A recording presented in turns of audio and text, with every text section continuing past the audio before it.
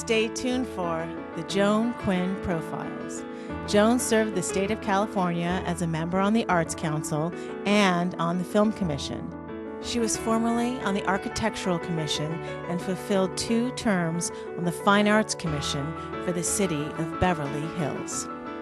As an editor for Andy Warhol's Interview magazine, Condé Nast Publications, and the Hearst Corporation, Joan covered the world of fashion, the mysteries of food, the excitement of theater, and the international art scene. She continues to find people who are on the cutting edge of their professions.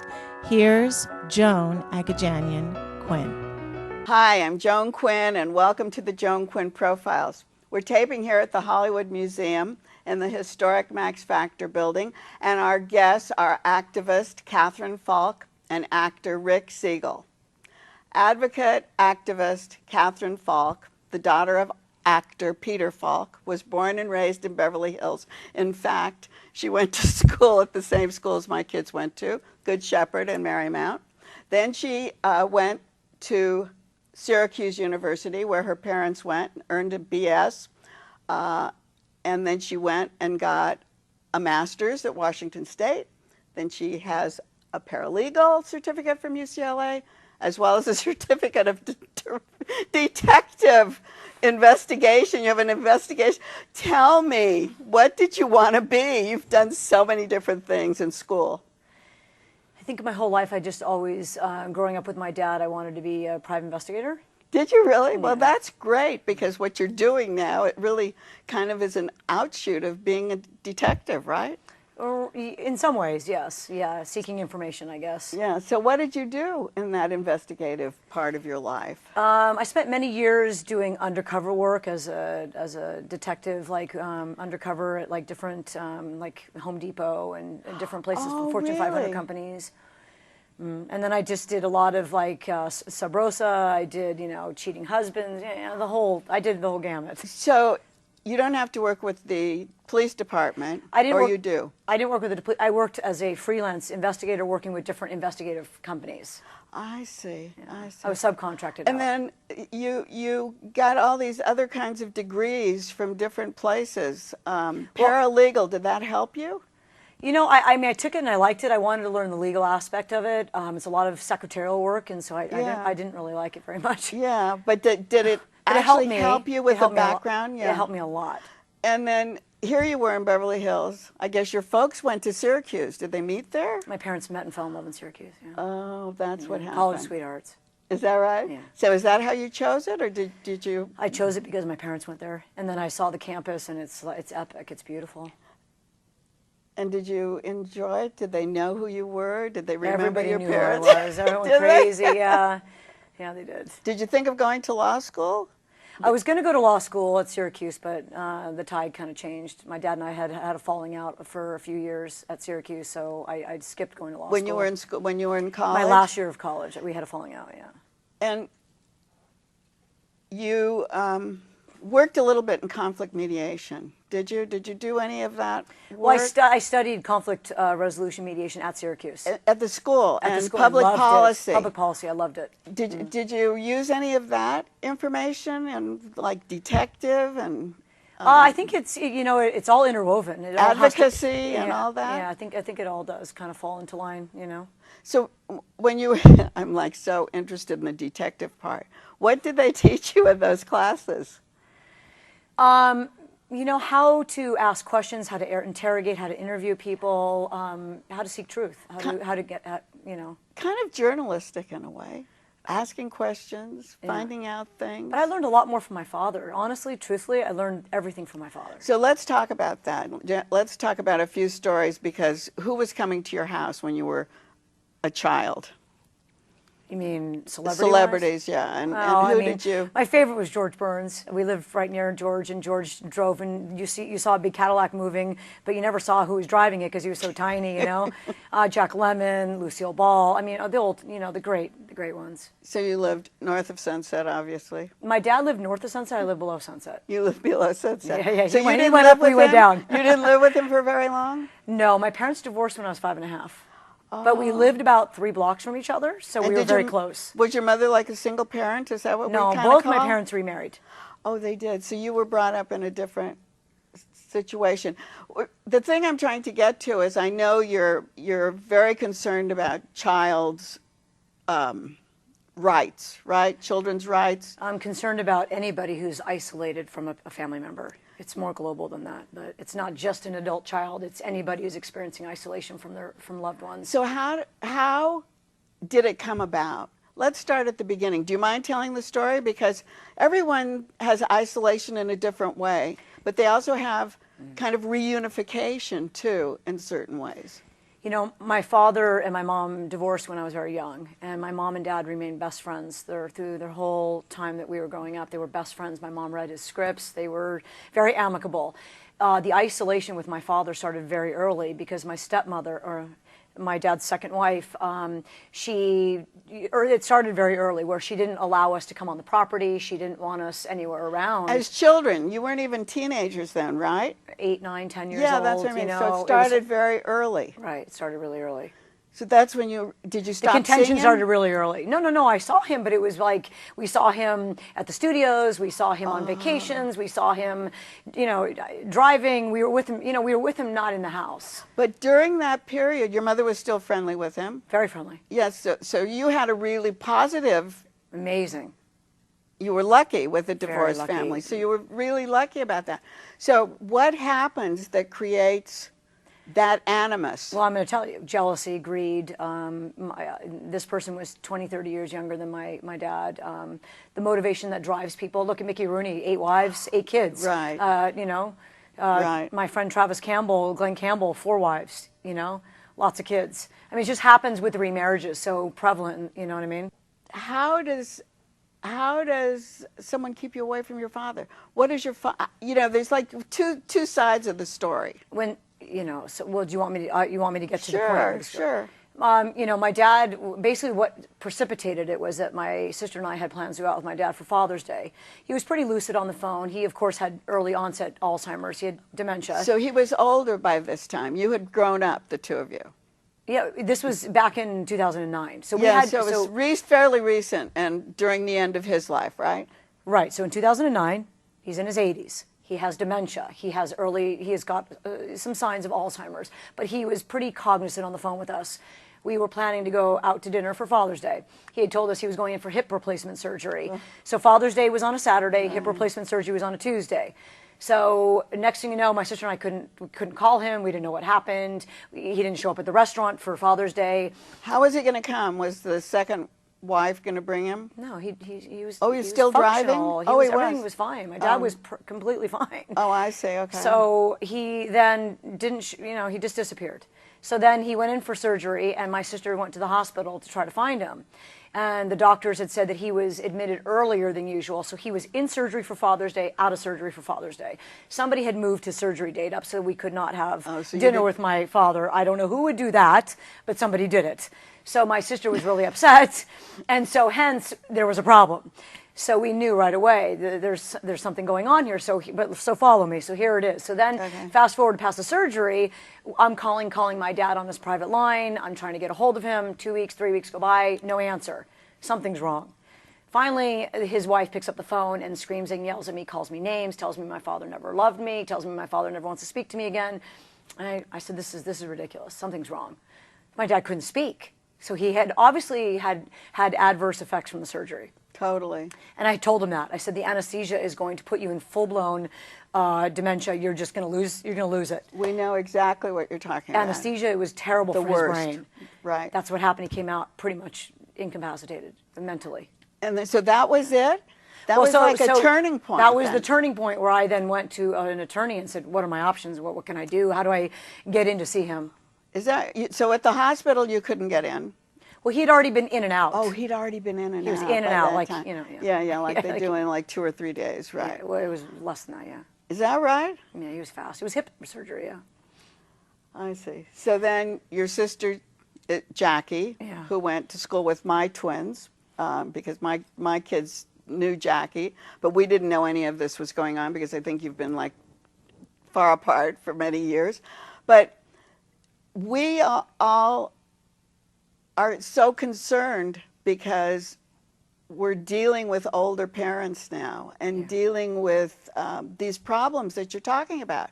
And you were good enough or active enough or to go and like try to put some bills in order, basically, right? Some law. Right. So while I was in court in 2009, this is many years ago, I turned to my former probate attorney and I said, we need to draft a Peter Falk bill, a visitation bill that allows adult children access to their parents that are ailing and sick, that can't speak on their own behalf, to avoid going through a conservatorship case and spending $200,000-300,000. I was just to get to him, right? Right. I was the first case in Los Angeles County where a judge looked at me and said, you're the first adult child that's come in to ask for this. And I was in a full-blown conservatorship case. It was awful. It's very daunting. Let me go the other way. What if your father, or what if not your father, what if the father doesn't want to see the children?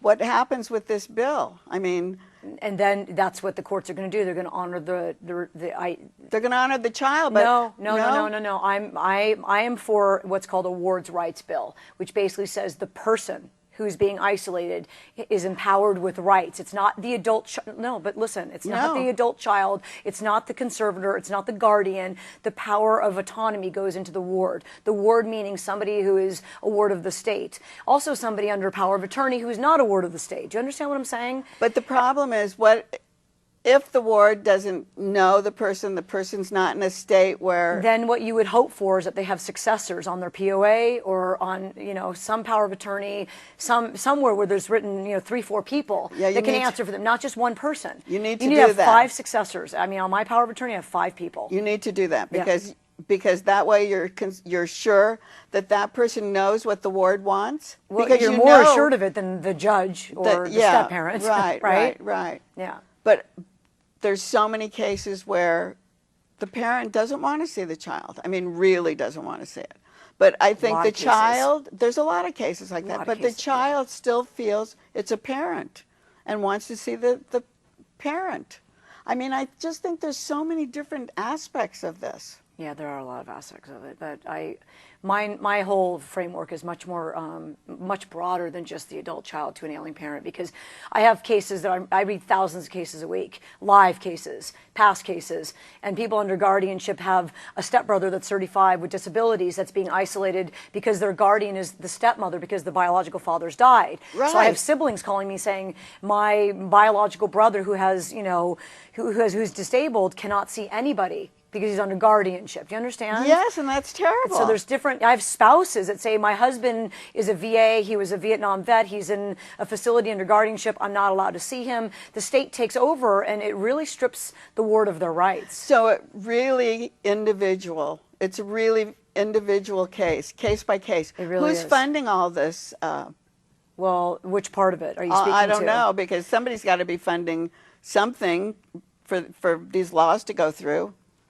You mean for the visitation bill to go through? Yeah, is that your visitation bill? Yes. Well, it's not I'm not paying any, I'm not receiving any money to do it, and it's not costing any money. It's not anything that's like a big movement where you have to have things funded. No, not at all. It's just a matter of talking to a legislator and having him sponsor the bill and introducing it into the Senate. And it's been accepted or implemented in a couple of states already. Many states. I'm actually in almost 15 states. Really? Really actively in 15 and states. And what did they approve? What are they approving? What's the different states? New Jersey, we know. I can't say a few of them, because some of them, they want privacy because they don't want a lot of adversity from opposing family members. It's a long story, but I'm in New York, I'm in New Jersey, I'm in Vermont, I'm in Illinois, I'm in Washington State, I'm in Arizona, I'm in Utah, I'm in Iowa, Idaho. And those states, and the other states, those states are for visitation. Is that what the bill says? The bill basically says that, for visitation rights. For visitation. Yeah. And then you're going on further.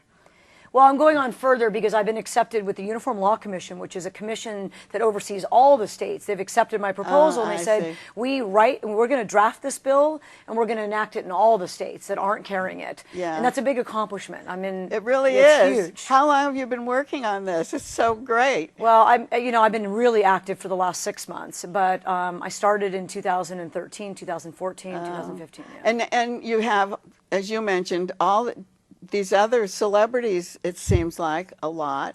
Yeah, I've teamed up with Glenn Campbell's son, Travis Campbell. His father's in a facility now. He's being denied access to his father. And legislators listen to us, and they don't really, a lot of people don't feel like their voices are being heard. So we are kind of the warriors and the champions for giving voice to people who are not feeling that they're being heard. But I think that's so great. So thank you for all your work. Thank you very much. Thank you. Thanks. And thanks for watching. We'll be right back with actor Rick Seagull.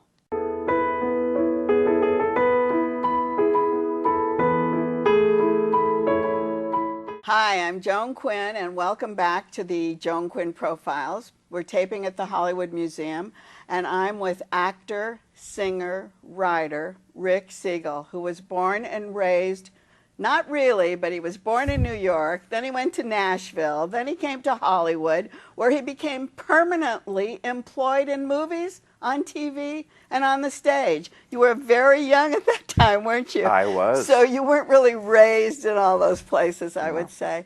He attended Agoura High School and was a theater major at Cal State Northridge. In the early 90s, his path changed. It was family and starting an Academy of Fine Arts, a conservatory in San Antonio, and he's back. I don't know if you're back, but you're acting because I saw you in your one-man show, Fishers of Men, which was so compelling. So we have to talk about that. But Sure. Let's get started with, did you come from a showbiz family? Sort of, yeah. Sort of. From my mom and dad, for sure. On either side of their family, not so much, but a lot of singing, both sides of my family. And my mom and dad, my dad was in a rock group called the Smubs on Long Island. Oh, he was? He was. And what took him to Nashville? And they took you along with them? They took me along, yeah. Well, I was their only child, so they took me along. Thank goodness. Right.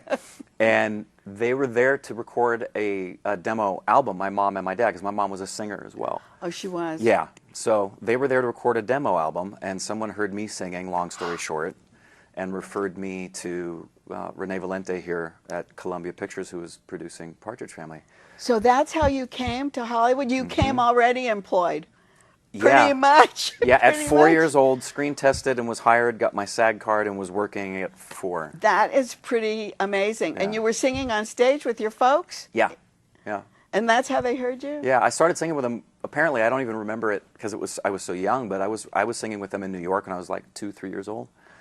So yeah. At that age you were on stage? Yeah, I wanted to Well, be you know on what? stage. Then you grew up. You grew up in New York. You grew up you were already grown up by the time you came to Hollywood. You were already signed. Yeah, to a certain extent, yeah. And then where'd you go to school? Were you homeschooled? No, a lot of my schooling was on set because I grew up was. in the industry. Yeah, I never went to the same school 2 years in a row, except until I went to Agoura High School. But that was pretty common at that time, wasn't it? Very. To have teachers on the set? Very common. Do yeah. they do that as much now? I think they do, but I think it's still the same thing where you would prefer to have someone 18 or older so that you can work them normal hours and not have to have a tutor on the set. I see. Things And like so that. they had to bring the tutors on set. So Yep. that was a different thing.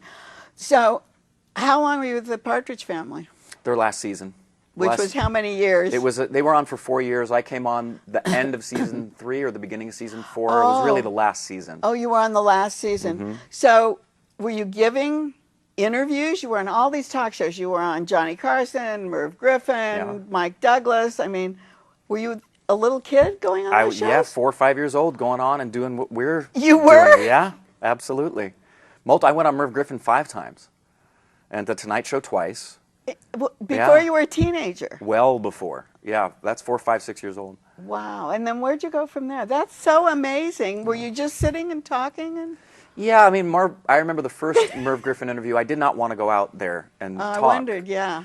And my dad actually shoved me out from the wings because Merv was introducing me. And once I was on stage and saw the people, I guess instinctively I knew I had to stay out there. And you also knew how to act. Yeah.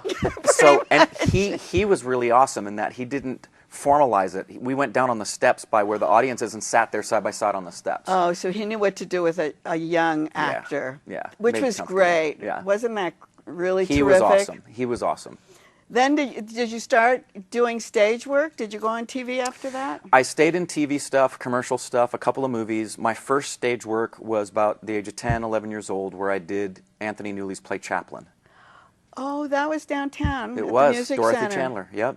Oh. Yeah. And you were 10 then? 10, 11, something like that. Oh my gosh. In that ballpark.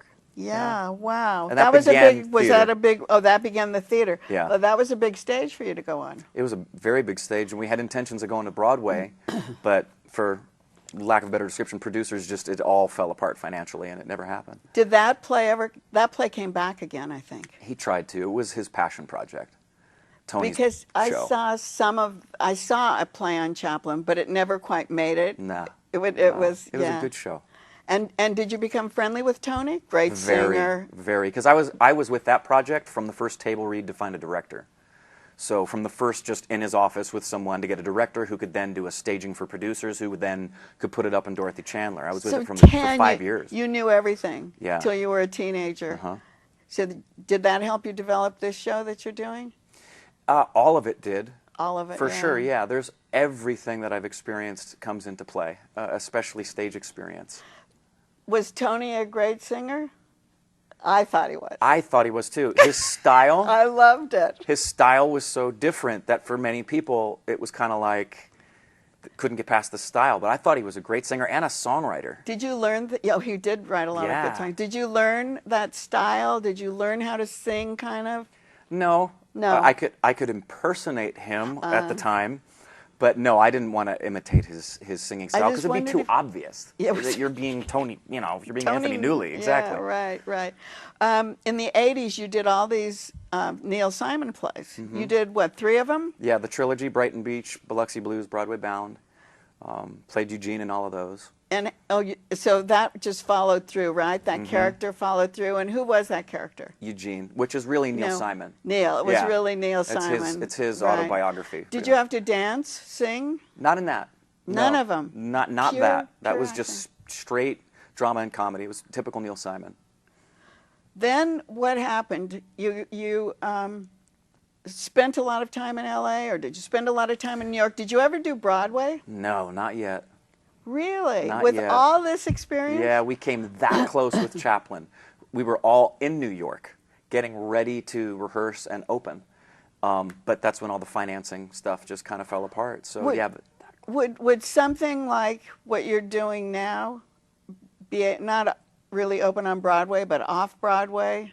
I'd like to ultimately, I'd like to do it on Broadway. I mean, think you could I would do- love to do it anywhere in New York, but the dream would be to be able to at least do it at least once. So let's go back to the time when you moved to Texas. Mm-hmm.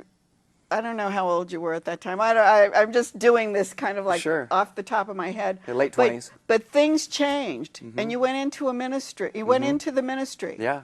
You went into the Christian ministry. And did you go to school there? Yeah. Well, I did schooling some here, and then And where would that be? that was still, I had changed my major from Cal State Northridge from theater to music. So I was doing music at Pierce. And I was doing theology studies at what was then the King's Institute, which is now the King's University. Oh, I don't know in where Van that Nuys. is. It's in Oh, Van it's in Nuys. Van Nuys. Yeah. It's now headquartered out of Dallas, but it was in Van Nuys at the time. And then is that why you went to Texas? No, I went to Texas primarily because there was a church that was there that was pastored by my wife's mom and dad, and they had planted it. And very long story short, I went there and became their worship leader, and then their youth pastor, and then was simultaneously doing stuff at the school where the conservatory was. So they both kind of went hand in hand. So at the conservatory, were you teaching? Yeah, What were theater. you teaching? Theater. Yeah. And where did the students come from? It was a private school, and they were all there. It was K through 12, so it was all inherent at the school. And the conservatory was K through 12, but my teaching responsibilities were just high school theater. Was it part of the church? No, it wasn't part of the not part of church. not part of our church. No, And what was the church? it was called at the time the church at Stone Oak. It's now called Lighthouse in San Antonio, Lighthouse. Texas. Does Yeah. it still follow the It's- same things? Yeah, it's there a very lot of similar. It's got a music? different. Yeah, it's still got a lot of music for worship and There's a few people that are still there that were there when we were there that we stay in touch with. Did you put the chorus together? Did you put the choir together in any way? We never got that big. Oh, we were like a really? congregation of between 2 and 250, so we had a worship team. So we had some singers on the worship team, but we never had a full-blown So were you choir. singing? Mm-hmm. Solo? I'd lead on guitar and I would sing. Oh, you did. Uh-huh. Oh. And then the congregation would follow with you. Yeah. So how did things change again then from there? Right, from there to here. Again, we've gone like all the way around. Exactly. Very long story short. The school where I was teaching closed. This was very shortly after 2008, where everything happened financially for folks with the beginning of the recession. Especially Texas, right? Yeah, It was a big fall. Big hit for a lot of people. And it was just this perfect convergence of circumstances that made it very evident and clear that it was going to be one coast or the other, because I knew acting was happening again, and that's what I wanted to do. And we chose LA. It was familiar. We wanted to pursue film, knew I could do theater here too. So that's why we came back to LA. Did you have a family then by that time? Yeah, by that time I had been married a while and we had 3 kids. Oh, and then this is a better place for them to live anyway than New York, I think. Yeah. It's like living. Yeah. Yeah. I always say being in New York is like existing, but with all the culture around it. Sure. But we have that much here too. Yeah. And we can live. Yeah. There's family and friends here. I have family on Long Island, but not in Manhattan. Yeah, so So it's it would have been different. It very would have been isolated. okay. Yeah. It would have been different. But so let's get to Fishers of Men. So much research. I mean, we start in Rome. We start in what, 350? No, much earlier. Earlier Yeah, than we're that? first century. Oh wow! How did you write it? How did you research it? Was this part of your theology training? Some of that came into play for sure. For sure. Because as much as I knew nothing, but it took me on a journey. Good. It was a long journey. Good. Good. So how did you research it? It was a combination of stuff I had been exposed to, but I also went about the very intentional, diligent process of reading a lot and asking professors I knew, just paying really close attention to a myriad of scholars who were specifically talking about Peter, but also talking about first century Rome, listening to lectures by Kathleen Coleman, who is that is her specialty, is not only first century Rome, but the martyrdom of the Christians in the arena. So That was very, very well done. Thank you. Because of the sound effects. Yeah. I think, and you had the Bible sound effects. What is that? The combination of different things. Some of the sound effects I did just on my you own did, yeah, vocally. yeah, with your voice. Uh-huh.